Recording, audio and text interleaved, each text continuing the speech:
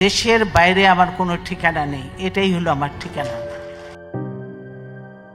নক্ষত্রেরও একদিন মরে যেতে হয়। নক্ষত্রের মতোই চলে গেলেন বিএনপি চেয়ারপারসন সাবেক প্রধানমন্ত্রী বেগম খালেদা জিয়া।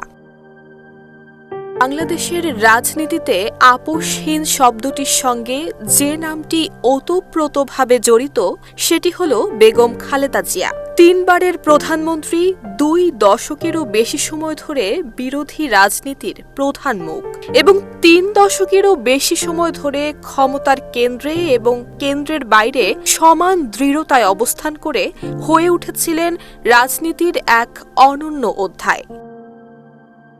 খালেদা জিয়ার আপোষহীনতার সবচেয়ে বড় দৃষ্টান্ত দেখা যায় 1991 সালে।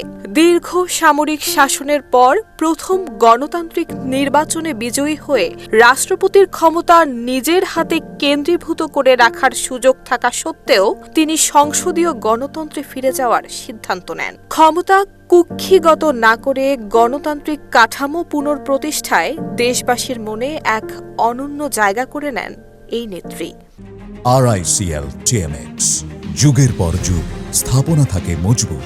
2001 সালে দ্বিতীয়বার ক্ষমতায় এসে আঞ্চলিক এবং বৈশ্বিক রাজনীতির জটিল বাস্তবতার মধ্যেও জাতীয়তাবাদী পররাষ্ট্রনীতিতে অনড় থাকেন বেগম জিয়া।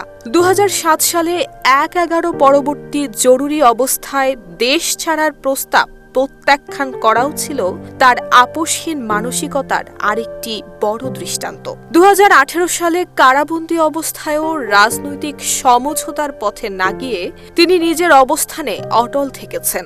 স্বাস্থ্য এবং চিকিৎসার বিনিময়ে রাজনীতি ছাড়ার প্রস্তাব এলেও তা প্রত্যাখ্যান করেছেন বেগম খালেদা জিয়া। মানবাধিকার সংস্থাগুলো বলছে এ সময় তিনি দমনপীড়ন এবং নিয়ন্ত্রণের মুখে পড়লেও আপোষ করেননি। চাপের মুখে মাথা নত না করে দীর্ঘ লড়াই চালিয়ে যাওয়ার এই দৃঢ়তাই তাকে বাংলাদেশের রাজনীতিতে আপোষহীন নেত্রী হিসেবে প্রতিষ্ঠিত করেছে। নুসরাত জাহান মেহেক, ঢাকা পোস্ট।